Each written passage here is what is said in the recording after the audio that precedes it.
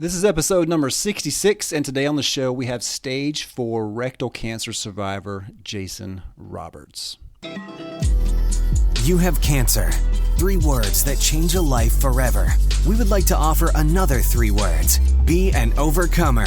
Welcome to the 1% Podcast, where our conversations with other cancer warriors, survivors, and caregivers allows us to give you that extra boost you need to face your challenge head on, live life from a new perspective, and forge a path that keeps you moving free and clear. Now, welcome your host and cancer survivor, Truett Taylor. Hey, what's up, everybody? Welcome to another episode of the 1% Podcast. It's Truett here with you guys going over some facts about colon cancer today. My guest on the show is Mr. Jacen Roberts, a stage 4 colorectal cancer survivor. Great to have him on the show. And I was doing some research on colon cancer. That's the cancer that I had several years ago, almost 8 years now. I was diagnosed with stage 3 colon cancer. So I'm great to have Jacen on the show today to go over some advocacy facts and things like that for you guys to know. I'm going to give you guys a couple of stats on colon cancer.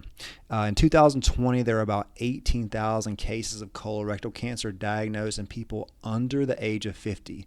That's basically 49 new cases every day. 1 in 5 colorectal cancer patients are between the age of 20 and 54. It's the third leading cause of death in young adults. And while the rates of colon cancer have been declining in adults over 50, the incidence of colorectal cancer is actually increasing among adults under 50. And people born after 1990 have 2 times the risk of developing colon cancer and 4 times the risk of developing rectal cancer than those born in 1950. Kind of crazy, right? Younger adults were more likely than older adults to be diagnosed with late-stage colon and rectal cancers because they are under the recommended screening age. Right now, the recommended screening age is 45 years old. There's a lot of different types of tests available out there. I'll go over a couple of them with you guys. Screening basically can detect and prevent colorectal cancer because polyps are the precursors to cancer, and they can be removed during a colonoscopy screening. There's several other tests. There's a Cologuard test out there. There's other tests you can have done by your GI doctor as well too. And the good thing about screening colon cancer early is if you're having symptoms, sometimes you don't have any symptoms at all. But if you are having symptoms, go ahead and get screened, get tested earlier, because if you catch this early, before it's in its late stages, it's one of the most curable cancers you can possibly have. So here's a couple things. If you're having some kind of symptoms, here's what to look out for. If you have blood in your stool, unexpected weight loss, you're changing your bathroom habits, cramps, lower back pain, fatigue, feeling bloated, or even anemia, those are good signs and you need to go to the doctor and get tested. So I can't stress that enough. Go get tested if you know someone listening. Right, and if you're listening right now and you know someone who has these symptoms, a spouse, a family member, a coworker, have them go get screened immediately. Again, let them know if they catch this early enough, it's one of the most curable cancers out there. So let's jump into my interview with Mr. Jacen Roberts today. Jacen's coming to us from New York, and we had a great conversation several months ago. I'm glad to have him on the show, and I just love what he's doing with his advocacy work, how he's taken his diagnosis, and crazy how it was unexplained, never thought it would happen, boom, diagnosed stage 4 rectal cancer, and then what he's done since then through different advocacy groups. He's on the Never Too Young committee with the Colorectal Cancer Alliance. I've seen him at several different events they've had. He's always doing a great job, always very active, getting the word out there, spreading the word about screening, testing, all sorts of advocacy groups, great online supporter. You name it, the guy's doing a lot of stuff out there. So I'm glad to have him on the show. You guys enjoy my interview with Mr. Jacen Roberts. Jacen, welcome to the 1% Podcast, man. I'm excited to talk to you today. I've been looking forward to this. Well, Jacen comes to us from New York. Jacen was diagnosed in 2014 with stage 4 rectal cancer.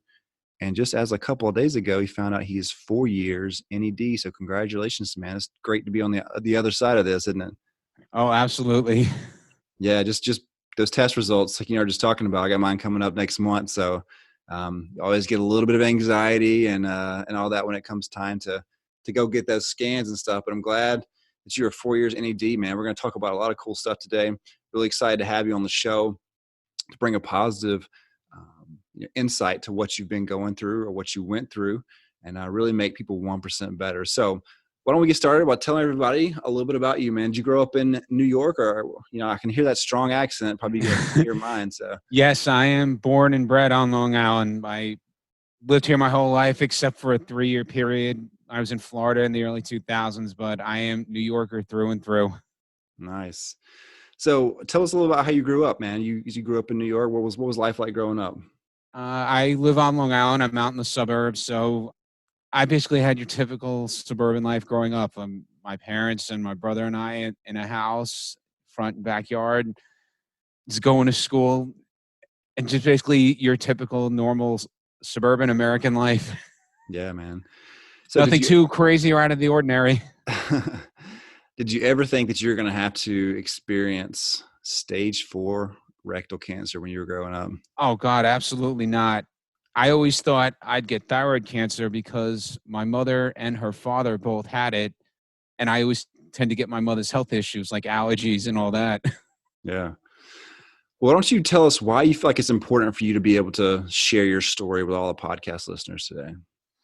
I feel it's important to share my story. I think mainly because it goes with my overall mission is I'm trying to make a difference and get people more aware of the underage colorectal cancer populations. Like they always say the under 50, but for me, especially the under 40, letting people know that it's like, it may not just be as simple as what your doctor tells you, or even letting doctors out there know, look, stop this missing younger patients who come in with serious symptoms. It's not IBS Right. all the time. Absolutely. I know we've been to several of the same conferences, and the statistics are absolutely insane with colon cancer being on the rise. How old were you when you were diagnosed in 2014? 30. It was 2 months after I turned 33. Wow. Awesome. It was 31 for me. So we were right there, right around the same age. So before you were diagnosed in 2014, tell us a little bit about life. What was your life like prior to your cancer diagnosis? Where were you working? What were you doing? At the time, I was just working for a production company. I do corporate accounting, like billing and accounts payable. So I was just at a company. I'd been there since the middle of 2009. Overall, my life was pretty stable. I mean, I was in the process of waiting to move out of my house again because my original apartment had been wrecked by Sandy in 2012. After I moved back home, then I was late waiting for Long Island to get back on its feet. And I was just planning, okay, you know what? I'm going to just get everything, move out, get my life started.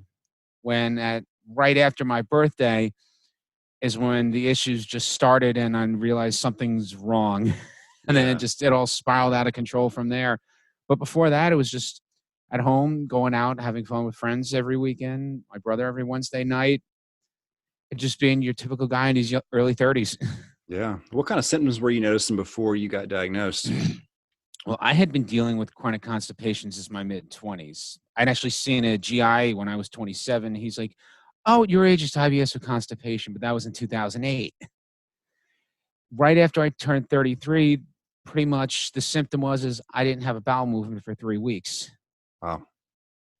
And after that, I'm like, something's wrong. Something's really wrong.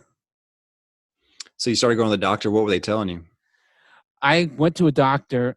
I went in for my regular physical because my insurance let me get it. I went in with the mindset, I'm not leaving here without you referring me to a GI. Luckily, the PA I saw, I didn't have to twist her arm. And I went to my GI with the mindset, I'm not leaving until you order a colonoscopy. Grace of God, the GI I saw had dealt with younger patients before who had colorectal cancer. And he said to me halfway through the appointment, I'm getting you in for a scope immediately. Nice. Thank God he did. Yeah, absolutely. Right. It was funny. Whenever I was going in, the doctor told me, he's like, worst case scenario, you may have Crohn's disease, but we're just going to give a colonoscopy just in case. And I'm very thankful they did, because I had a tumor. They couldn't even get the scope passed in my colon, which is kind of crazy. And that was me. They finished 20% of the colonoscopy. And he's like, yeah, we had a mass so big, I had to biopsy it. I can't even go any further. It's insane, man. It's crazy how you lived with that for years and probably didn't even know it. Right. I think back in like all those years I was living with that as it was growing, and, just little symptoms here and there, you would chalk up to other things. I think that's what a lot of people do, especially as guys, right? We don't really, again, you don't expect you're going to have cancer in your early 30s. So you don't expect, a little bleeding here and there, or constipation or whatever else that tend to lead to cancer. But man, when you get that news, it was definitely I a mean, shocker. when he said that, I was like, I always thought it's like, all right, it's just chronic constipation. And then maybe if there's anything when I clean up, it's just hemorrhoids or something. But I never expected to hear that at 33. Yeah, it's wild. So let's dig into the day you were diagnosed. So when you first found out and you first heard those words, Jacen, you have cancer. What went through your mind when you heard those words? The main thought in my mind was like, all right, I finally have an answer as to why I can't go to the bathroom anymore. It was, instead of just like wondering all the time, I was like, good, I have an answer. Now I know how to proceed from here. Yeah. So, but when you said stage 4 cancer, and when you started realizing what that meant, Stage 4, really, I wasn't told by my GI. Stage 4, we realized when I started getting the further scans, like a PET and an MRI and a CT. Mm-hmm. And even at first, originally they thought it was just like stage 3, and it wasn't until after my first surgery when they saw a teeny spot on my liver that it got upgraded. Yeah. But since that spot on the liver was always there, I just say stage 4 from the beginning. When you got that news, were you nervous? Were you worried? Were you scared once you kind of settle in a little bit? I'd say I was more. I don't really think I was nervous or scared. I think I was just like, had so many things going on through my mind. It's like, all right, where do we go from here? But now that I know how to proceed, I like challenges. I respond to challenges. It's my mindset. This is just another challenge for me to beat. Absolutely. So, when people get a traumatic diagnosis like this, everybody deals with situations differently and stuff, but it sounds like once you got that, you were almost relieved in a way, like you said, and you really wanted to jump at it and attack this. What was the first line of treatment they had for you? First thing is I saw my colorectal surgeon. He actually told me the tumor was so big he couldn't operate it on it till he shrunk it by 50%. So he sent me to the medical oncologist and they started me on Folfox. Oh, yay. That was fun. How was it? Yeah, I was about to ask you, how was that? Oh, I only had 8 rounds and it was once every other week. So it was from the middle of March till the middle of June of 2014. The worst part of it, I remember, is the neuropathy from the oxaliplatin and then the fatigue from the 5FU. Luckily, and just carrying that bottle around with me for a day and a half after being in the infusion chair. But luckily, the nurses trained my mom how to disconnect me. So when the bottle was empty, she just attached me from my port before I went to work. Mm-hmm. So I didn't have to go, even though the cancer center is only 10 minutes away from me, it was much more convenient like that. They found out that the chemo really had no effect. So from the end of July through the end of August of 2014, I had 5 weeks of 5 days in a row of radiation and an oral 5FU. Mm-hmm. And then they said, we have to wait for another month after that to see what happens. They did the scan. They found out it shrunk the tumor by about 48%. And my surgeon's like, it's enough. I'll be comfortable cutting you open now. Yeah, I had the almost exact same thing happen to me. How was your stamina once you had all that radiation? I know mine was pretty awful. I was fine. For some reason, like other than like the treatments I got from the intravenous and the Folfox, the radiation really had no effect on me. I was still going to the gym all the time. I was still doing my normal routine. I mean, yeah, I've had a little bit of fatigue and a little less energy, but compared to what I've heard other people say, chemo and radiation didn't beat me up the way it has others. Granted, when I started going through chemo and all that, I was, aside from the cancer, I was in the best physical shape of my life. Mm-hmm. And my doctors were like, that's why you put up with this, because you were in great shape at the time. Yeah, definitely makes a difference. Did any of your chemo treatment or any of your radiation treatment, the combination of the two, do they kind of affect like your work performance in any kind of way, or your mindset while you were at work, while you were going through all that? My job actually was very understanding with me. Yeah, when I went through chemo, was going through Folfox with the bottle on me, they knew I was going to be tired and shot. Mm-hmm. There was even one time at my office, I literally fell asleep sitting upright with my hand on my mouse. And I'm just like this. My head didn't fall down, I didn't fall back. And my manager just tapped me on the shoulder. She's like, Jacen. I'm like, But since they knew ahead of time what I was going through and they knew I had my chemo bottle on me, they knew I wasn't going to be normal Jacen then. And I didn't get in trouble for falling asleep at my desk. Right. What about your personal life? So going through chemo and radiation and stuff, did that have any effect on your personal life? Um, Other than the fact that I really couldn't go out as much as I used to.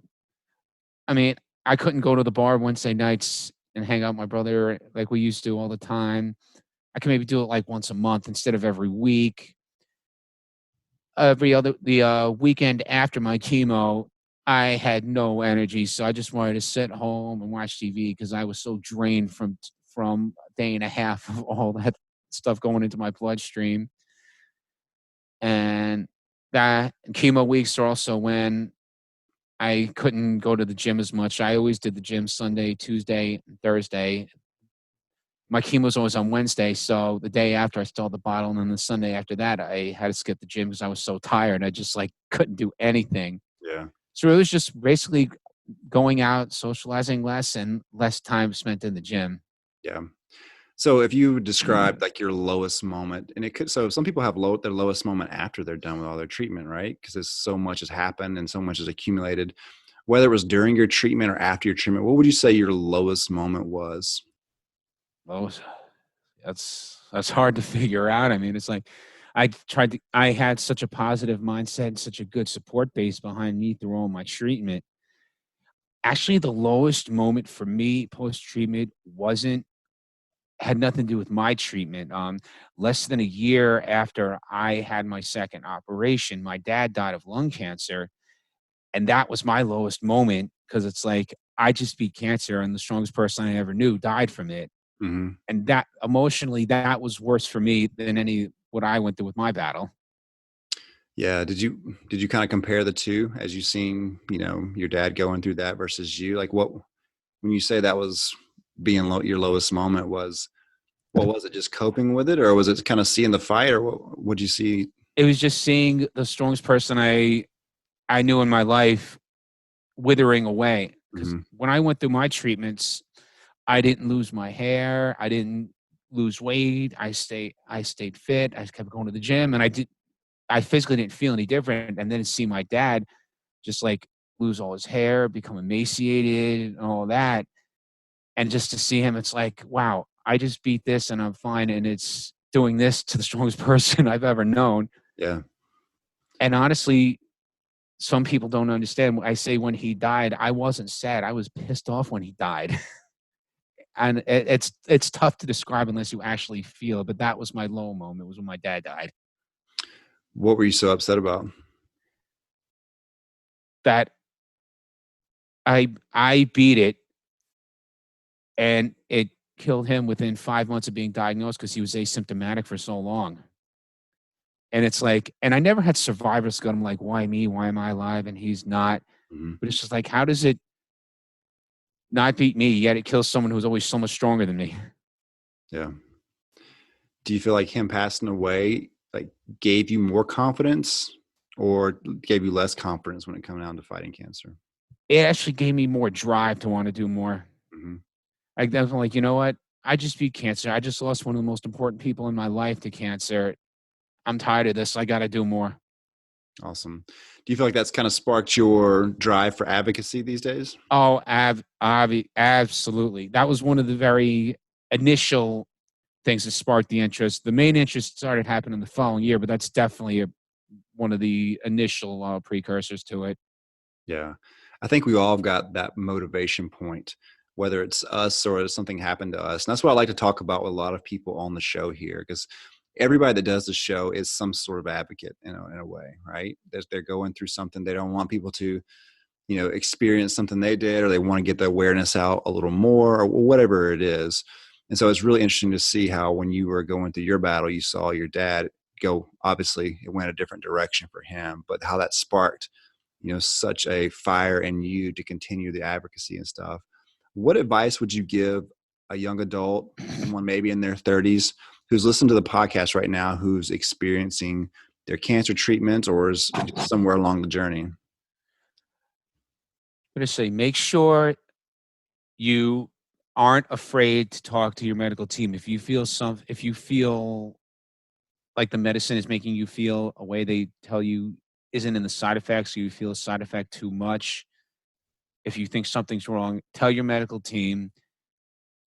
And if they just brush you aside or they poo-poo, no pun intended, on your mindset, stand up for yourself. You are your own best advocate.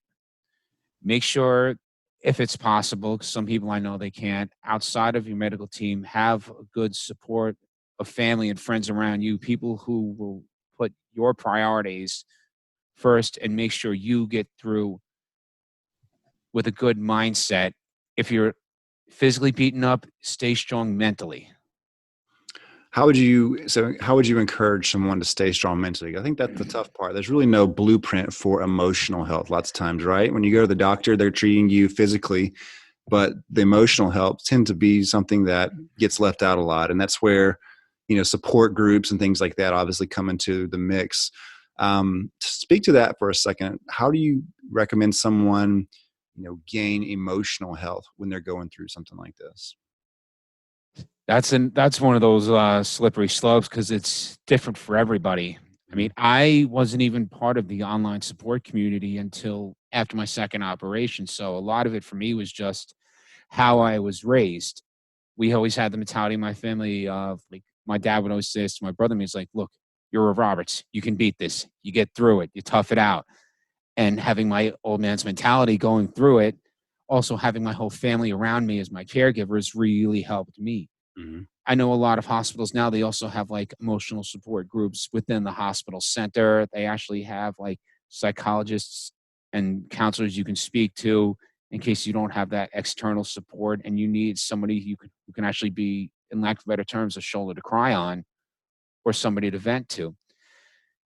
And it's one of those where it's like, it's an individual. I can't just say, here's a general way how to keep your emotional health in check. It's person by person.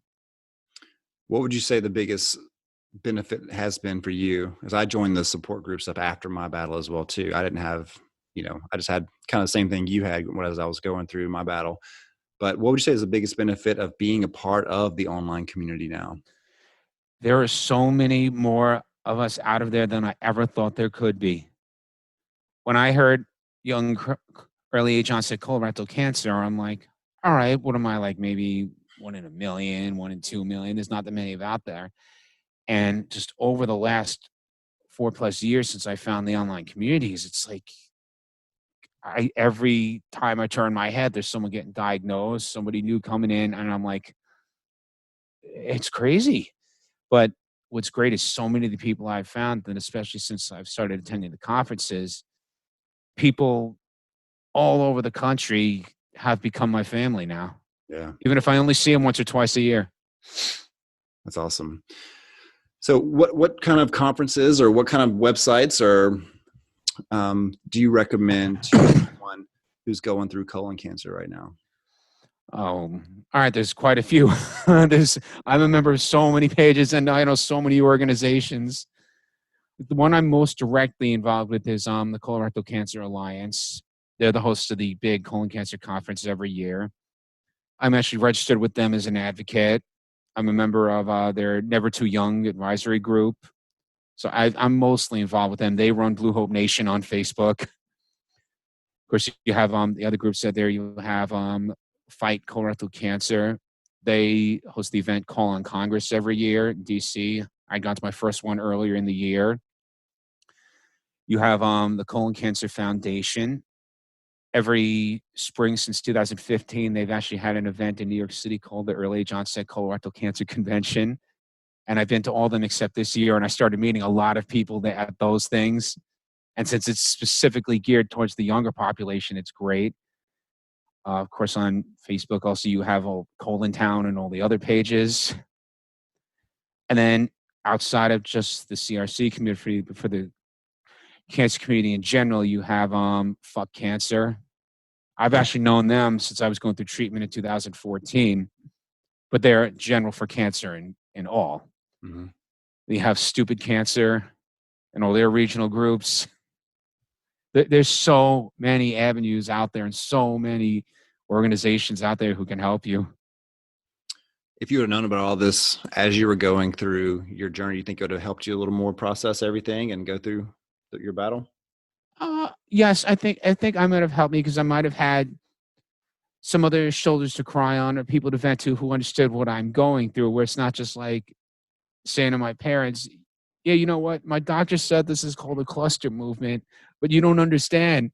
Right. Now I have people say, "Yeah, I had all those cluster movements right after I came home from my LAR." They're like, "Oh my God, I felt so bad." And when I tell them I had like 1 in the morning, I called the hospital, calling the doctor who was on call at my hospital, crying at 1 in the morning because I was burning so much. And he's like, I'm going to write you prescriptions right now for this cream and this steroid.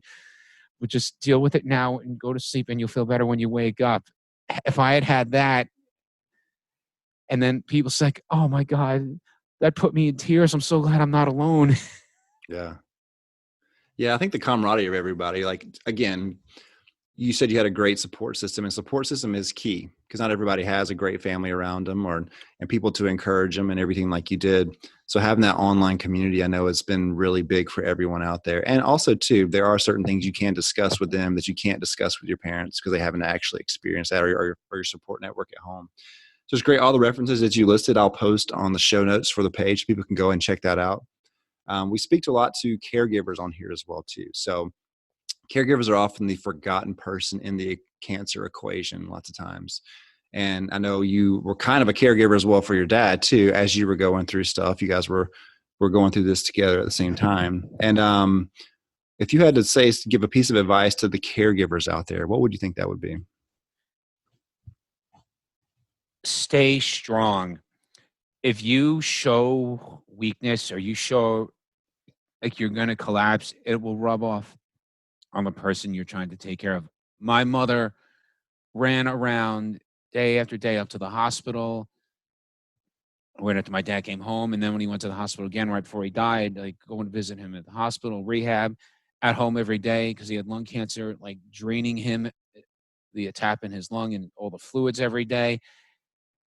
And I always knew she was a strong person, but I never knew she had that kind of strength and fight in her, watching her take care of my dad in his last days. I was much more fortunate where I didn't end up hospitalized during my treatments. I was able to take myself to and from chemo and everything.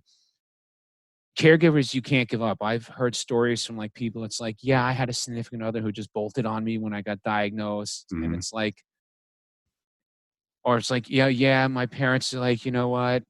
This is too stressed out. You need someone else to help you with this. It's like, sometimes it's tougher for the caregiver because they're watching somebody they love go through this and they want to sympathize, but they may not know how.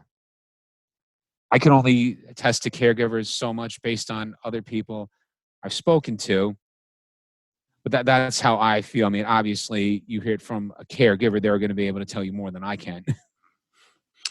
So cancer has done a lot to your life, right? It's affected your life in a lot of ways. You were diagnosed with stage 4 colon cancer in your early 30s. You went through your battle. You went through all the treatments, the chemo, the radiation, all the side effects from that, the surgeries, all those things.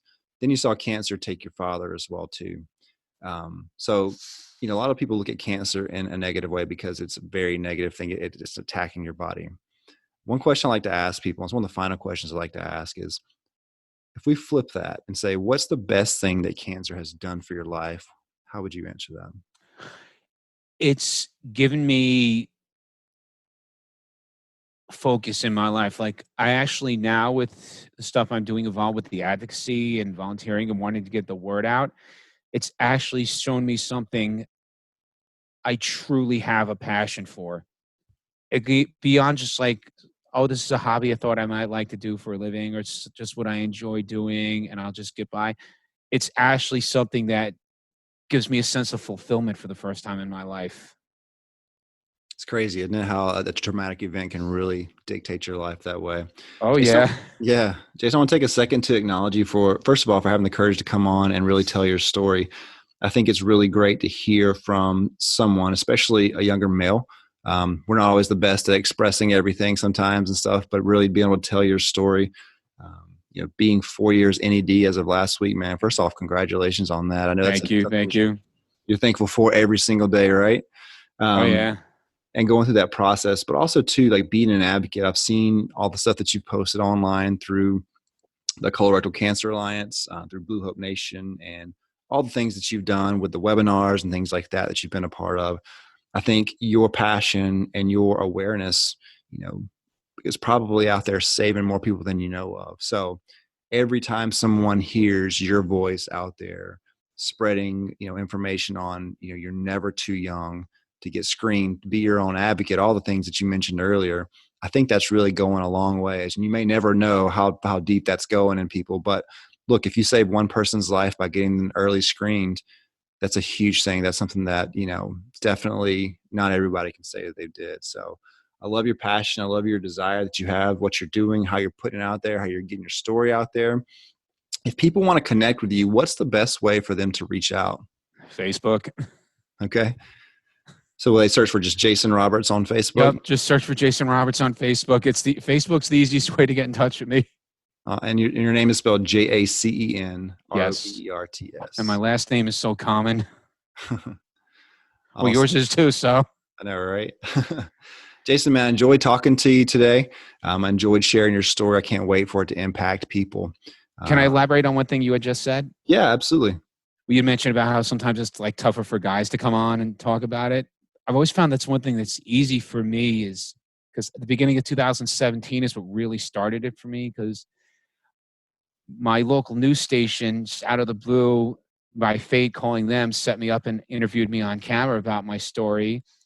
2 weeks later, I spoke at that early age onset colorectal cancer convention as one of their featured speakers.